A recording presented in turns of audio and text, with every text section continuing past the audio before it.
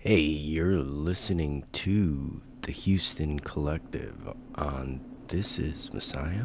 I'm currently out in the field and Astralace is starting. Enjoy. Sitting alone in my thoughts, night has turned to dawn. Memories made in the concrete, with sticks names were drawn. Oh, I can feel the pull, I can feel the pull. Fields of cars in the city make me feel lost sometimes, but your love keeps me tethered down like weights inside my mind. Oh, I can feel the pull, I can feel the pull.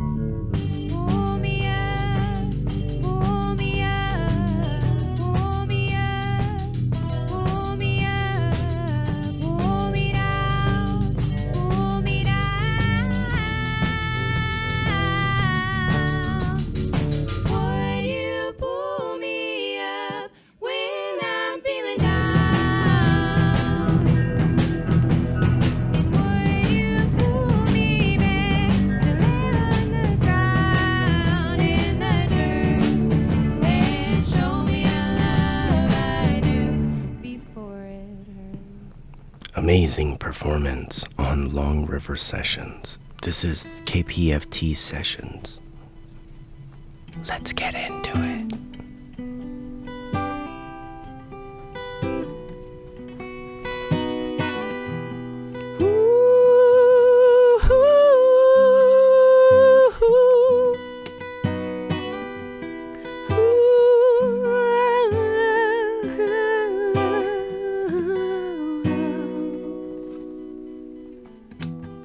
Oh, Superwoman, you survived so much pain.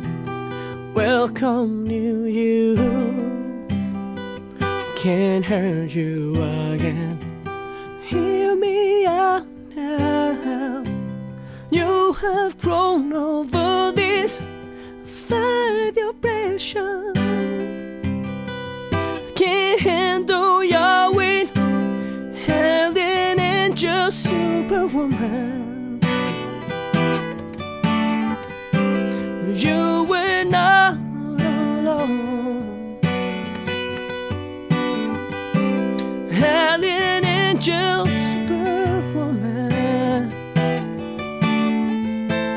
They suffer too. Oh, Superwoman, you recover this grave. We got lucky. We're so blessed with your gift, with your blessing. More can also be healed. Now you're ready. You're taking the wheel. Helen Angel, Superwoman. Beauty is your name.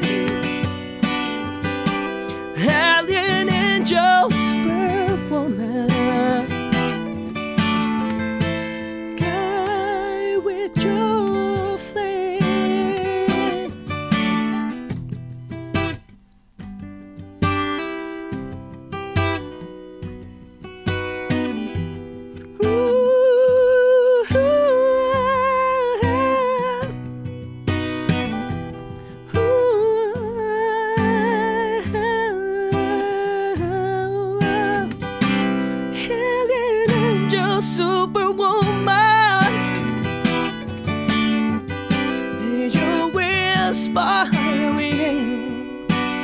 yeah. Howling angels, Superwoman. Glad you're here. Thank you. You're welcome. Well, you're welcome to the KPFT Sessions. I'm Messiah, and we're here at KPFT Studios bringing you up-close acoustic performances from some of Houston's most talented artists. I keep looking over here. I need to look over here.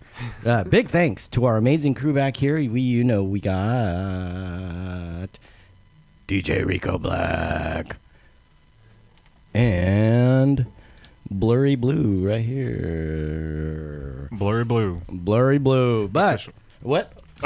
Official. Blurry Blue is official? Okay. All right. Well, KPFT is a listener-supported community radio station, and we rely on your support to keep bringing shows like this to the airwaves. If you enjoy what you hear today, please consider donating at kpft.org and keep music alive. Well, music's going to stay alive no matter what. So, regardless of what we try to do. Yeah. Well, to ruin it. Hey. Just kidding. We're the perfection area here. We are. What? Let's intro. Well, you know what? I'll have him introduce himself because I'm not good at that. But who you just heard is. Hey guys, my name is Juan Siu. Thank you so much for having me today. No, not a problem, man. I've heard you twice, and I was like, yeah, I'm gonna bug him until he says yes. So I'm glad I didn't have to bug you too much. But yeah, tell us a little bit of since we were off air talking about Marvel stuff, what's your origin story? Ooh, I love Look at that him. question. He's learning over That's here. a great question. I need to be clear and try to be short because my girlfriend always makes fun of me that I tend to over-explain things. You're in the right place for that. So I was born in Venezuela, and my whole life I was obsessed with everything in American culture, including music and Hollywood. At some point as a kid, I said to myself, "Mom, I'm gonna be rich, I'm gonna be famous, and I'm gonna be living in Manhattan on my 30s." I'm 38 and I'm definitely not in Manhattan and not rich. But I moved to this country 10 years ago after I was working as an engineer back in my country on oil and gas. Finally moved, decided to take the jump and the challenge of trying in a new country. And I have to do a lot of different things and, learn different skills, different jobs. But the common denominator is that every time I put myself into it, I put the discipline and the time, I was able to, do a good job. And at that point I realized, and especially after many years of trying different hobbies and different career path, when I finally had some stability, I decided, you know what, let's give that music a try, since it was something that I always wanted to do, especially singing. So by 2021, right after quarantine, I was living by myself here in downtown Houston, or close enough, and I decided to start going to School of Rock. Shout out to them, they're amazing. And what I realized with them is that I got the confidence that I do have something to say, I do have a voice, I do have something that people might like. And after many performances with them, I started going to open mics. My first open mic was Plug and Play JBC. Shout out to JBC as well. Shout out. Thanks to him, and met so many incredible musicians, talented people that inspire me and push me to try music. So by 2021, at the end, I grabbed the guitar, start trying to play, and by 2022, start writing songs, and I've been playing shows. Luckily, good amount, I will say, for a newbie like me, and I'm very happy to be here now. Man, that's kind of a trip. From hearing your stuff, I didn't know you're new to making music. Yes. Yeah, you fooled me very well. I like it. Yeah. Well, speaking of that, what's next on the song list today? So the next song that I'm going to perform is called Miss America. It's the second part of the song that I already have that I'm going to perform later today called American Dream. So I wanted to talk about I want it to be a little more punchy because so far I've been writing a lot of positive songs or positive vibe songs, trying to make people feel better, be joyful. But I do have something to say about the immigrant case, me as an immigrant, on the experience that I had. So this song is called Miss America, and it talks about the immigration theme. We struggle, I mean, the problem that there is, and so the way that we're facing it might not be the right way. So Your bracelet is getting crazy loud. But you're good. But get right into it whenever you're ready. I'm also an immigrant. So it doesn't... See, we keep it real here. You will see all of There you go. I was gonna say, edit it out, dude. No, let's man, make it that's nice and clean. That's so much. That's so much. Anyways, I'm sorry. Less Juan? bracelets. No, you want to work more. I know. So Miss America, is that what you said? Yes. Okay, cool. Miss America, I'm ready.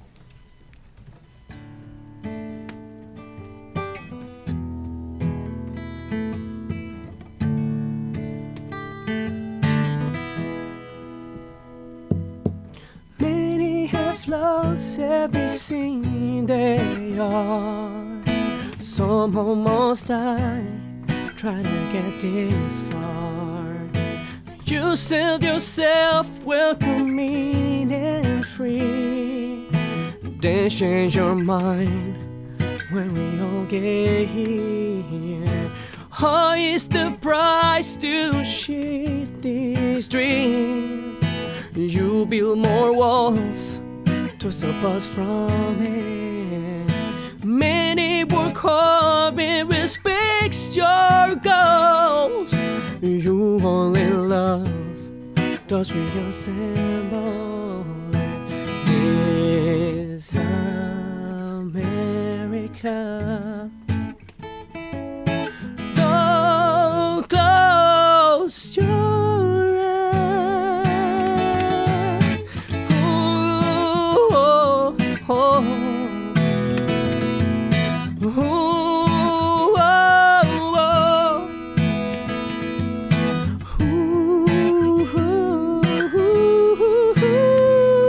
Ooh, you're a fool's dream. You're a fool's dream. Owning a land and we then go home. It's all what we want and the dream you sow. It's never easy even for your own. Imagine how hard for those here alone. Waiting freedom. Don't close your arm. Ooh, oh, oh, oh, oh. Ooh,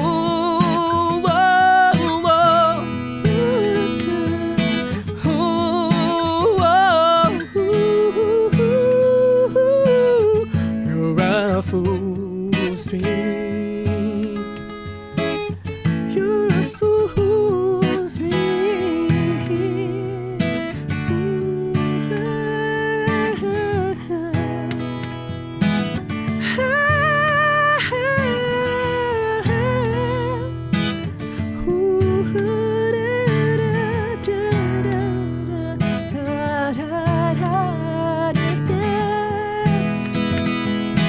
Lady of tall stone, with your torch held high, give me your tire, your pole. Message so clear you can bow. Ooh, oh, oh. Ooh, oh,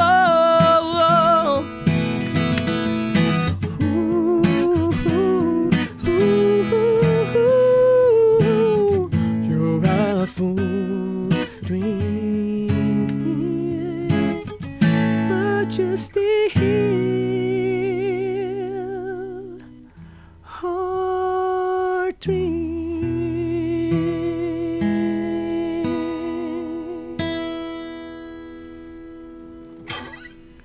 Thank you. Woo, man. So how? Okay, so you're new to the music scene here in Houston, but I can't imagine you're new to writing music, right? I'm new to everything music related. Never sang to public, never performed, never wrote songs in my life until I was 35, 36. I don't know. So, yes. What gave you the confidence to start doing all of that? I have a problem, and it could be a curse and a superpower, right? My whole life I've been overconfident on everything that I do.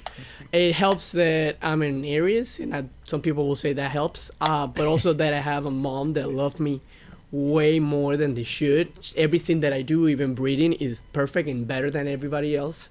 I excel in school. Growing up, I was top of the class, top of the school.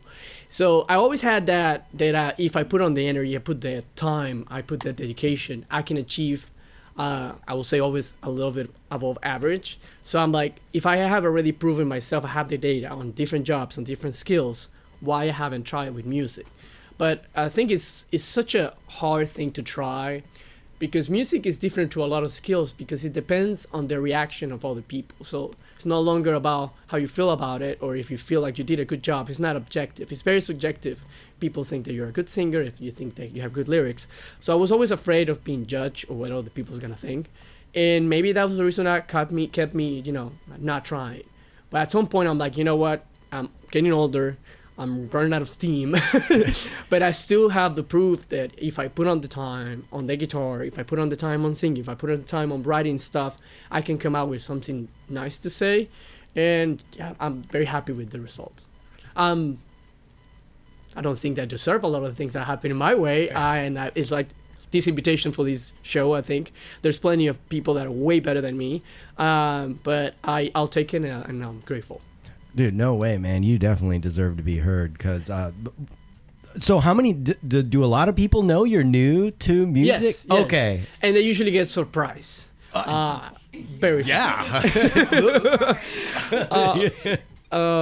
especially if you see me when I have a full band and I start dancing and rocking. It's like, are you like, I don't know, full performance? But in my head, I'm growing up watching Justin Timberlake, Michael Jackson, Bruno Mars, Elvis Presley. So I always wanted to be a showman and a singer. So I tried to bring a little bit of that. Mm-hmm. Right now I'm sitting down because I'm a little nervous, but don't be nervous. But yes, I still get that. It's like, oh, they can't believe it. So wow. it's a beautiful thing to her. So then, being new to the whole music thing, like, do you write a song first and then write guitar stuff, or how does that work for you? I asked many musicians before I even started and writing my first song, and I realized that everybody has a different process. Yeah. And I'm the kind of person that I cannot wait for the inspiration to come. It's not randomly and just gonna be home and suddenly the song's gonna show up. I'm more practical, I guess, my engineer side, my science side. So I'm like, okay, what are the things that I can do on myself to put myself on the spot that it will help me write the song?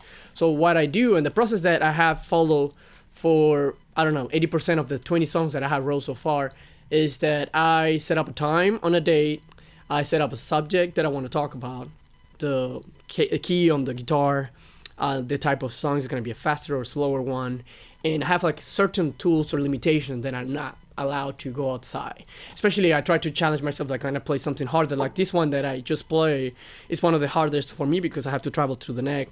As a newbie on the guitar, is a very complicated thing, and I actually made a mistake playing it. And but it's just me putting on those tools on the table and then sitting down and then see what I come out with it.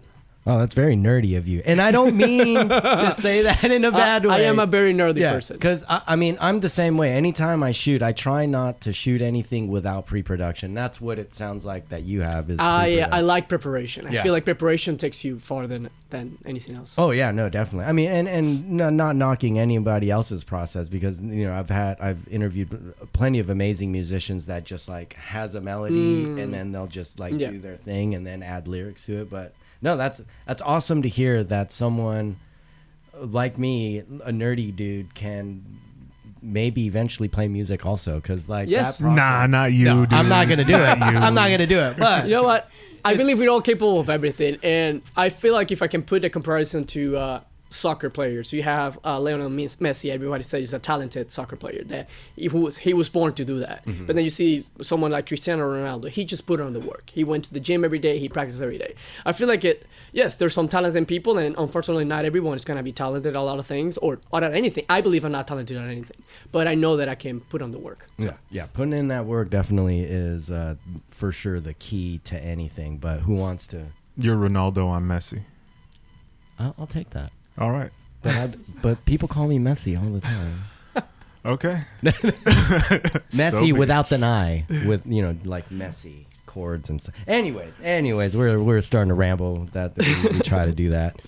So what's next on the list now? Well, I'm gonna sing the original part of the other side of this song is called American Dream. So this song is about as an immigrant coming to America, following my dream. But the inspiration actually started for these guitars. This guitar is very special because it's a little expensive compared to any other newbie guitar, and I already had one, and I felt like there was no need for me to spend any money on it. But after many months of meditation and different advices, I finally invested on it, sold a couple things on my camera gears and got it. And I wrote a song about finally got you, right? I finally have because it's an American Dream guitar. It's called AD17E. It's a Taylor model American Dream. It's a beautiful story if you Google how they came out with the name. So I wrote the song thinking about that, but then mixing it up with what my American Dream is of coming to America and the opportunities that I have since then. Awesome. All right.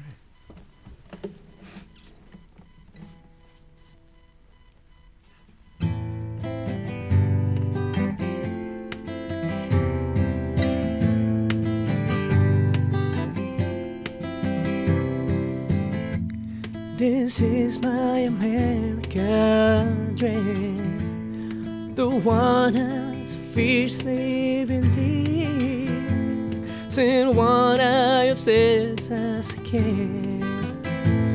Oh, why do I don't pass me? Foolish might not be as important. So we'll want you differently. For this might not be as important, but still you're my dream. And I'm happy finally you're welcoming others like me. I'm sure everywhere has a chance. We're so lucky to play by your strings with all of your goodness. You are my American dream.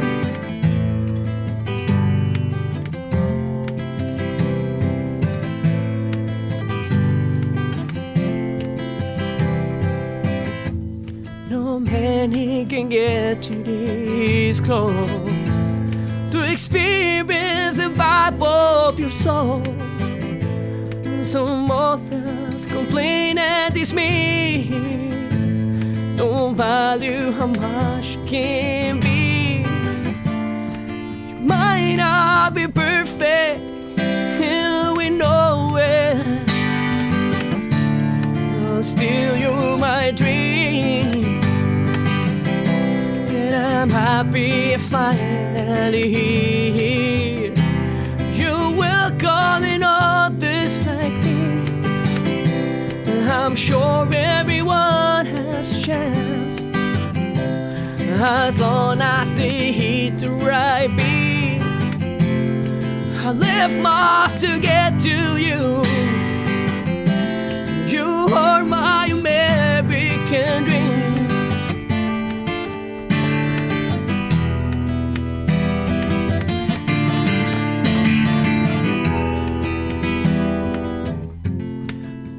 Many sacrifices and more to be done, surely. You're worth every time we spend on our melody. Oh, and I'm happy finally here. You're welcoming up this like me. thank you to my boss, Hashem. With you I can finally see while others won't get you. You are my American dream. It's going on not perfect, but still you're my dream.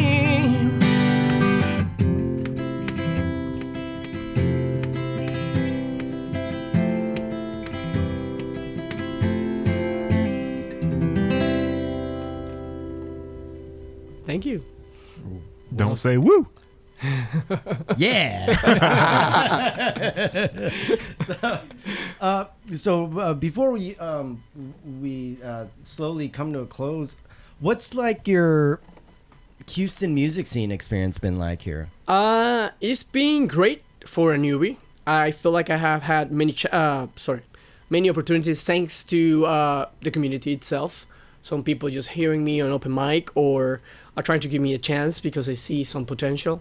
I remember back in Dino's Den, when I was doing those open mic, I met this guy called Max Burgess that now I can call a friend. He's been helping me produce this song, by the way. We're about to release it soon. I remember he started a band called Small Talk, and he was doing amazing in the band. And he was the first one that asked me to open for them. And I was like, dude, I only do 2-3 songs on open mic, all nervous. I'm sweating, and it's like mostly covers. I have one song, but I'm afraid to sing about it. And he's like, dude, you have to. And like him, many of them have given me the chance or have pushed me to prepare myself to actually be on stage. And thanks to that, I've been able to play on Continental Club, on Dan Electro's, Foundation Room, Avant-Garde, and I can't recall any others, but I think I have had a lot of chances for a new person, and I think there is opportunities. Now, I do believe that the culture needs to change a little bit because I think that people in Houston tend to not care too much about music, but mostly about sports. So I don't know how you change that or how to fix it. I feel like many bars should be more open to that instead of blasting sports all the time. I feel like there's many venues and many restaurants and bars that we can live all together, both sides, but I don't know. I noticed that because I've seen on Austin and Boston and New York, and the scene is stronger. Music is a little more respected or more alive than in Houston. But I think that things are changing, and people like you guys are pushing for us to do better, I think. No, definitely. Like, I'm definitely trying to figure that part out currently. But I did see a post, I think I've said this on another episode, is that I think 94.5, another radio show. I was just already looking at you. I know. I was like, wait. They had said that most people will go to a show if they can hear and see them before they go to the show. So being able to do stuff like this, I think I'm hoping it helps. So, you know what I mean? Because I'm not a night person, so being able to see this whenever I want and not be a tired, sleepy person at open mics that go on till 1 o'clock in the morning is like... But no, I appreciate you taking the time out of your day to hang out with us and give us some stories and your origin story and all that fun stuff. And do you have any, let's say, advice to anyone new that's coming into the music scene? I will say the way that it works for me, and I think it will work for a lot of people, is that engage with the community, be part of it, support other musicians, support other shows, and then build your audience through open mics or build your friendship, your connections, and from there start asking for advices from people that are already doing it professionally or at least trying to. That's how it worked for me, and thanks to that I've been honored to open for a lot of them that I'm a huge fan of. I'm actually even recording a song with I don't know if you guys heard of Rachel Winters. She's incredible. I think she's one of the most strongest performers in Houston, and she's doing amazing online as well. And we're recording a song together. And like her, I have opened for other people that I'm like out in my wildest dream I will never imagine to. But all started from me going to open mic, supporting their music, and being genuine about it. Not necessarily like trying to gain something from the friendship, but just be friendly and support, because it builds up, right? You support some people, and then eventually some people will support you, and that's how the chain goes. I always believe that humans should be all kind and nice to each other, because at the end we all kind of receive the same if we all do that. So I think it applies for music. So. No, that's definitely excellent advice. Just the simple fact that you should support the community that you want to be a part of. But, well, thank you for hanging out, and thanks to the audience for tuning into the KPFT Sessions. We hope you enjoyed today's performance from Juan Siu. Big thank you to our crew, the artists, and especially to you, the listeners, the audience, the viewers. Remember, KPFT is powered by you, so please consider making a donation to kpft.org to keep shows like this. Catch more sessions on KPFT 90.1 and stay connected with us on social media, updates on future performances. Until next time, keep playing music. Hi, you're listening to the Houston Collective, and that was Juan Siu, and right before that was a performance by Astralace and their track The Pool. That was the first time we've ever worked with them. That was from the I guess now super retro living room when Long River Sessions started. But yeah, they were amazing then, and they're still amazing now. You should go and listen to them. No, we invite you to go and listen to them. But next up is another interview. I appreciate everyone for sticking around and listening and living this journey with me as I become this radio host. But here we go. Enjoy. All right. Hello, YouTube land, and for all you listeners in Radio Land, this is Messiah, and you are listening to the Houston Collective.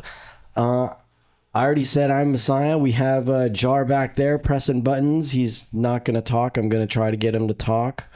But this is a little segment where we feature local artists.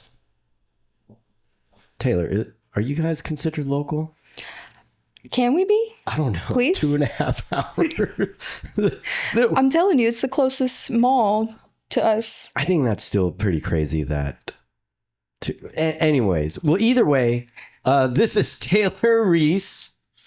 And thank you for driving really far to do this super unprofessional, not normal podcast. No, I'm sorry, radio interview, because this will be on KPFT 90.1 FM. And also, consider donating. KPFT.org. Keep the airwaves and the lights on. And we're in Texas. We need that AC also. So now that I got all the intro stuff out of the way, let's get into the meat and the origin stories of Taylor Ries. Taylor Ries, that would be me. Yes, that is you. So what do you do? I know I found you because you play ukulele covers. Yeah, for now.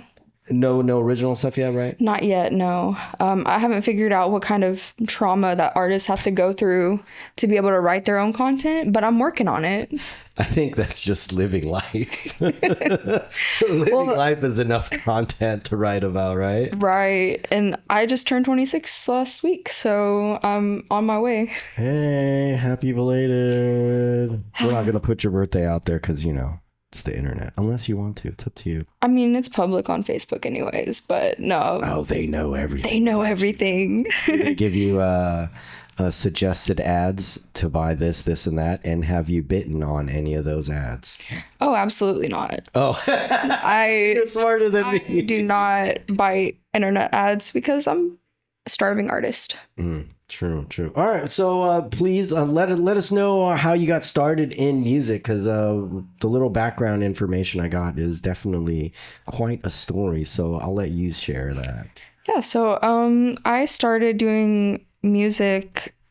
Well, it's a little bit complicated. I've always wanted to do music. But my inspiration for my music is my grandfather up there. When I was just a little girl, he would play these instruments that he built himself, including this curly pine mountain dulcimer that's in my lap right now. This is the second time I've ever been allowed to hold it, so this is an honor for me to not only be here but to bring this in with me. But he would play for us, and I was always really interested, but he only passed away when I was 11 years old, and I was one of the only grandkids that spoke about him at his funeral, and I was the only one that was able to maintain that, just like no tears, just seriously out there to speak about him, because he was always the sweetest member of my family, and he just always wanted to spread love, spread his music. And so I got up there, I was 11, and I made that whole church cry. I mean, I was just powerfully talking about my grandfather, just who I loved. And ever since then, I've had this passion, the desire to play music. But up until almost 3 years ago, it'll be 3 years in October, I sat down and I taught myself how to play the ukulele and how to sing, because I always wanted to sing, but growing up, your parents can be kind of funny. Hey, who sings that song that you're singing? Oh, Katy Perry, let's keep it that way. Okay. That would literally be their response to me. That was the support that I had growing up. And so I never really wanted to sing in front of people. But then all of a sudden, when I became an adult and I lived on my own, I didn't have a lot of money, but $30 ukulele really took me a long way. Since then, I've performed for 450 people in front of the Texas Country Music Hall of Fame John Ritter Tribute Showcase last summer. This time last summer, yeah. Was that also in Houston? No, it was actually in Carthage, which is only a 45-minute drive. Hey, that's a lot closer. But that was the first time I wore cowgirl boots and a cowgirl hat, so that was a new exciting thing for me. I mostly listened to like emo music growing up, pop, punk rock, that kind of stuff. But someone tagged me in a post and they said, hey, there's this country showcase, you should go audition. It's for new musicians. And I was like, okay, cool. Next thing I know, I'm singing in front of 450 people like it's nothing. And actually Linda Davis, I don't know if you know who she is. Name sounds familiar. She's the mother of Lady Antebellum, the country group.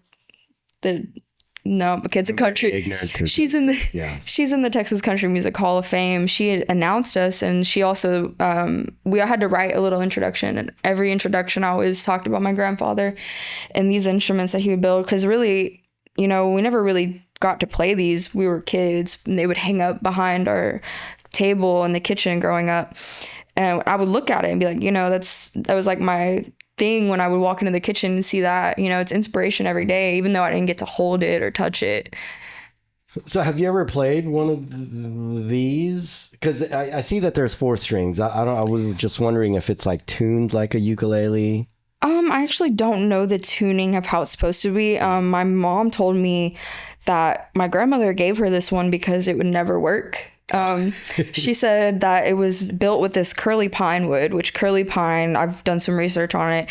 It's like it's a malfunction in the wood, and it gives it this curly texture.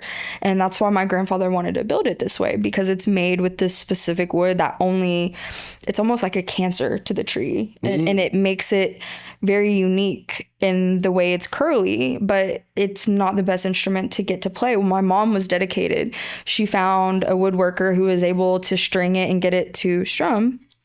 Oh. It may not be in tune, but once it's mine one day, I hope to be able to really master it. It's called a mountain dulcimer. And all the other instruments that are pictured, this is only one of 3 that remain. He used to build pan flutes and things like that, but a lot of them were lost in Hurricane Rita, if you guys remember that. No. Hurricane Rita back in 2003, maybe? Yeah, I wasn't here in Texas by then, but I have heard stories about that. So how many instruments that he's made is still within the family, or are they all sold to a new home and all that? So my uncle has one. He's in Idaho somewhere. He plays organ for the church in Idaho. Then my aunt has the violin. I don't know if you can see the violin behind me. She still has that one. That one's never gonna get to me, sadly. That one's the one I really want. But there's so technically 3.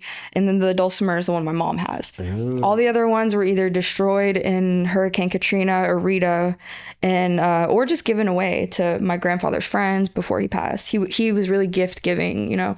And actually the guitar he built was given to one of my cousins as well, but it got again destroyed in one of the hurricanes. Man, hurricanes ruining stuff since the beginning of time.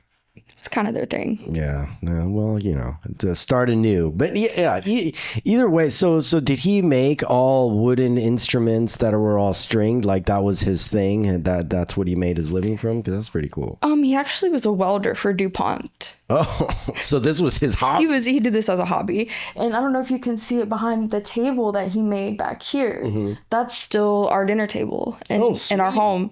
So my mom has the table and she has the dulcimer. So these are the things that my mother got passed down. That's his first child, my mom. And so we still actually have that dinner table and we would eat at it every night growing up. Yeah, and you'd be like, yeah, Grandpa made cool stuff on this thing. And he learned a lot of instruments, like playing the piano. But again, he passed away when I was 11. So I didn't get to spend a whole lot of time with him. But I knew, like, just somewhere in me that, like, no one's talking about the fact that he built instruments. They're all kind of hidden in our aunts' houses and stuff. And I'm like, I always told my mom, my goal isn't to become a famous musician. I want to be recognized enough to get one of these instruments. And, you know, that was always my goal. It's been my goal for the whole time, you know. Yeah. So did you start playing music before or after he passed? It was after. It was technically, if we want to get real technical, I took a guitar class my freshman year of high school, which I was probably 14, 15, I'm not really sure. But I took a guitar class, and it was a classical guitar class. I always kind of hated it because we had to hold our guitars up like this and play just the, you know, 3 notes every day. But what it did for me, though, is it got an instrument in my hand every day. And if you don't do that, you know, that nitty gritty work as a musician, I mean, that's really what builds you, you know? Yeah. Is sticking through the hard times of like, oh man, I really don't want to play Mary Had a Little Lamb for the 100th time. Yeah. I mean, I play ukulele a little bit, and I was playing covers for the longest. But the second I stopped playing for a month, it was like 80% gone. Yeah. So yeah, you definitely have to play all day, every day, and annoy lots of people by practicing until you can get good. Yeah, and it's like, oh, that's such a dedication that, I mean, I can't say I don't have that. Maybe not for playing music instruments, but I definitely have it for doing video stuff, except for today, since I'm in front of the camera and we got Jar back there. I actually tried to audition to be an actress, and I memorized my lines. I got up there, and once I saw the crowd, just like you said, it all went blank, and I ran off the stage crying. And my director goes, you can still do tech. You can still do tech theater. And I was like, okay. But then I guess that's the feeling that I love when I get on stage as a musician, because I was never meant to be an actress. Mm-hmm. Being an actress means you get up there and you pretend to be a doctor or a lawyer. I can't pretend to be that. But when I get up on stage and I'm a musician, I'm just being me. Yeah. So it feels natural. It doesn't feel like, oh my gosh, I have to pretend to have a law degree. No, I get up there and I just play a little bit of, I don't know, I play so many different covers, but Amy Winehouse, she's one of my favorites. Yeah. You know, I'll get up there, play Amy Winehouse. That's just what I'm doing in my bedroom every night, you know, pretending to be Amy Winehouse in my bedroom. So what's the difference if 100,000 people are watching me? You know, I'm addicted to that feeling of, man, I can do this. Not a lot of other people can. Yeah, I'm definitely one of those that can't do it. I mean, Jar gets on stage all the time. He's like such a timid dude, and I'm just kidding, Jar. You're not timid. Yeah, he's waving to us. I always try to include the behind the scenes people. So I used to be one, so I understand. Yeah, and I still kind of am. What's I don't know what that is. You know? Oh, I was like, that's weird hand gestures. Yeah. I was like, what are you doing over there? All right. Okay. So, and then we talked recently about your newest adventure. I don't know if it's an adventure. Is it an adventure? So the nursing home thing. Yeah. So So yeah, let's talk about that. Like, how did you get into this, and how did it start? And now you're doing tours. I can't see that. My grandfather. So Full circle. it is exactly a full circle, because I was really struggling performing in bars and nightclubs, doing karaoke and stuff, or open mics, because first of all, I'm single. I'm 26 years old. I would go by myself, and that was ended me in so many scary situations. But one day I went back and I was reading one of my grandfather's obituaries, because I remembered it said something about he would play at nursing homes. Mm-hmm. And my mother used to say that he would do that because no one else would listen to him. He would go play at nursing homes. But now that I do it, it's like, oh, okay, I see he does it because these people have no music in their life. Every day and when they see me, it's like the whole room lights up. I'm a celebrity now. And it's not because I enjoy being a celebrity, but bringing music to these people who literally live in these nursing homes. They have nothing better to do but maybe Monday night bingo. I was gonna say probably bingo. And they love bingo. We're actually working on Singo bingo right now, where I'll kind of karaoke maybe Leonard Skinner, and they're, oh, I see Dolly Parton on my thing, so I'm going to put a thing on there and we'll make a bingo game out of it. It's called Singo Bingo.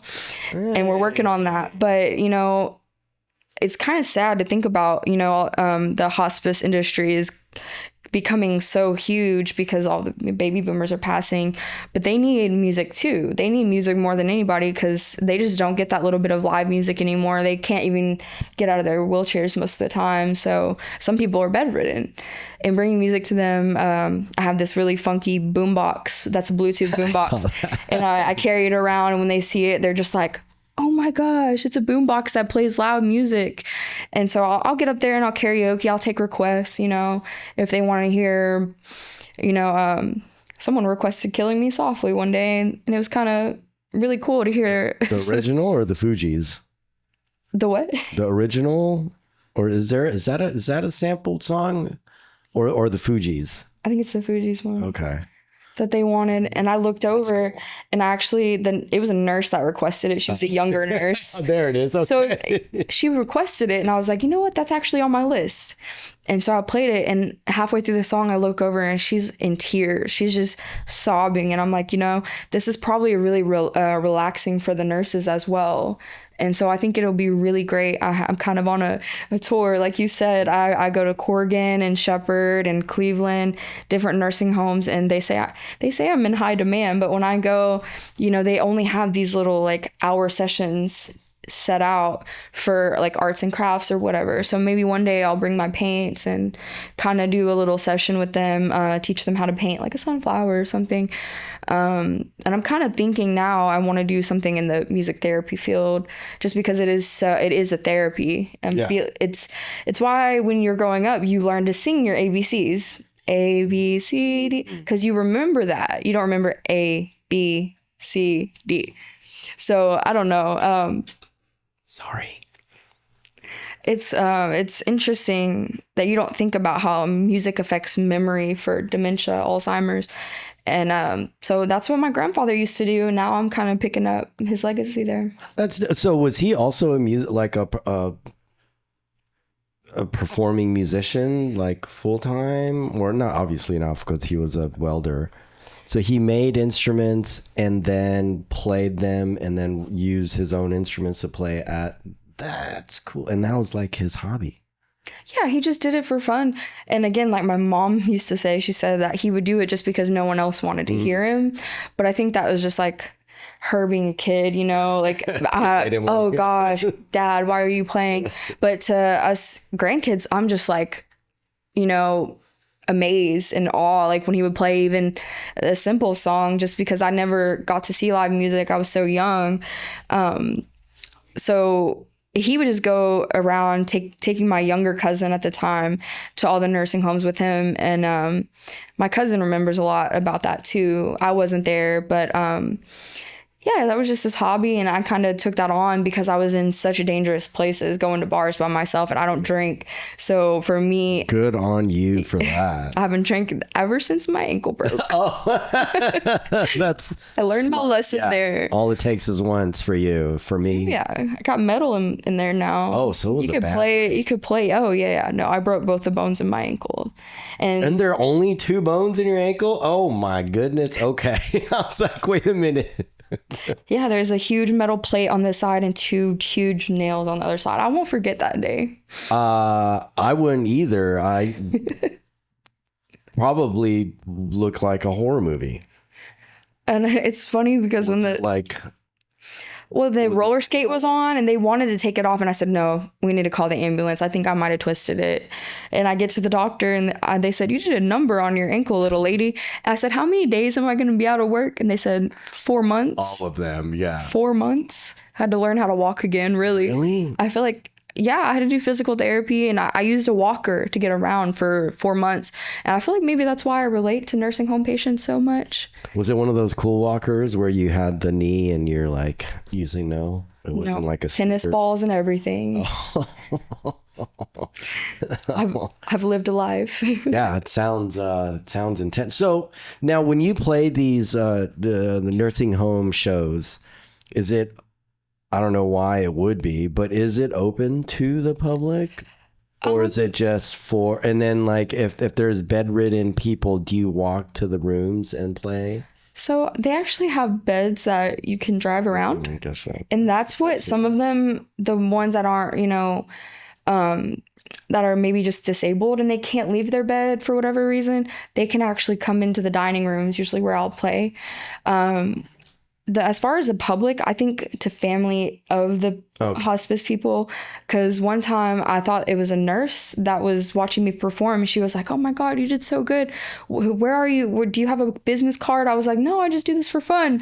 And she was like, well, I'm taking care of my sister here. So she wasn't a nurse, but her sister was in the rehabilitation center, I guess what it's called.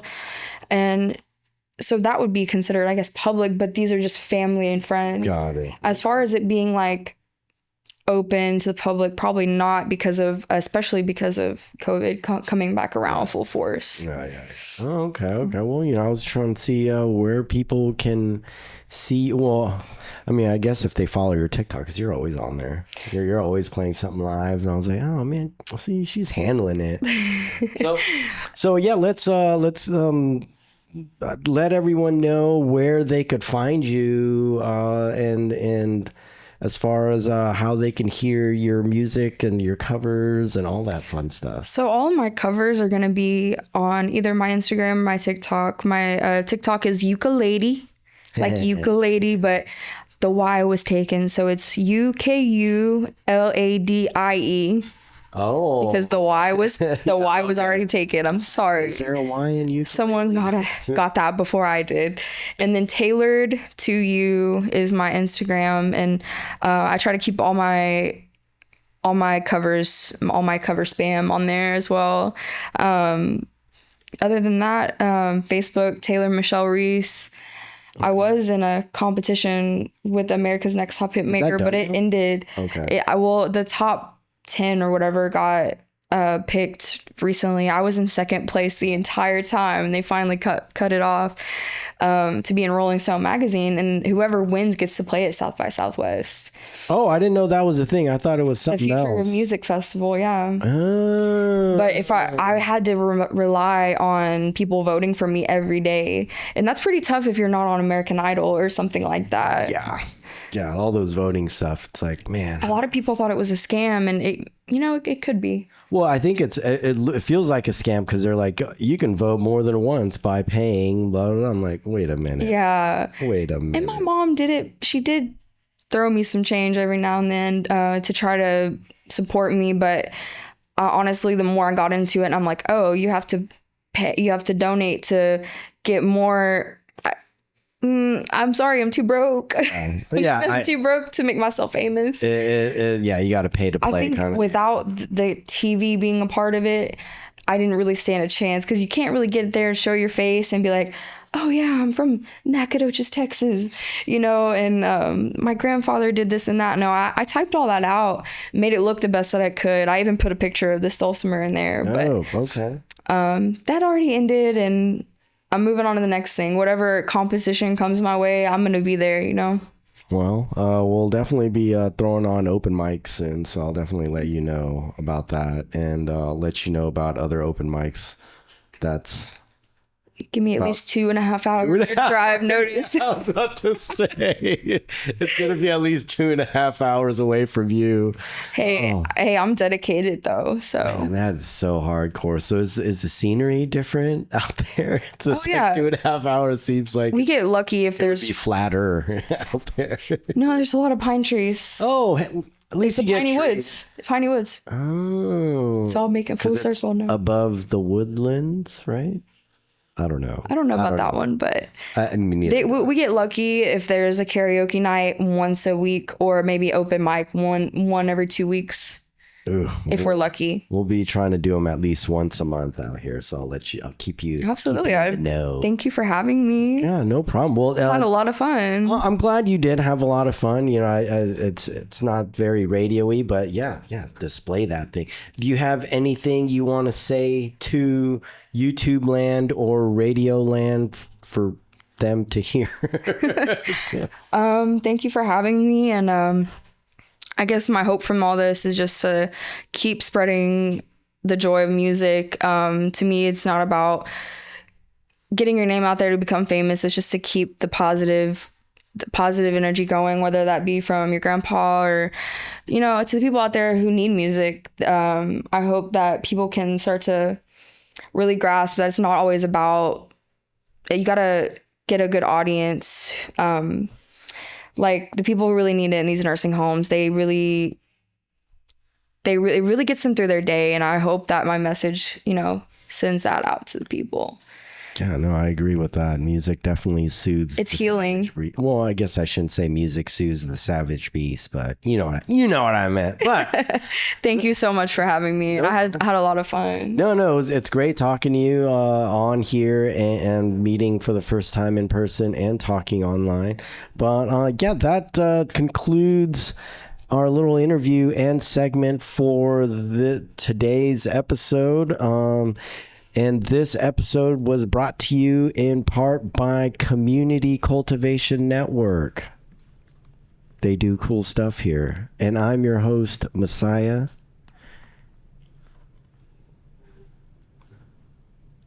Catch you next time. I love awkward science. Awkward silences. Thanks for listening to the Houston Collective. Goodbye.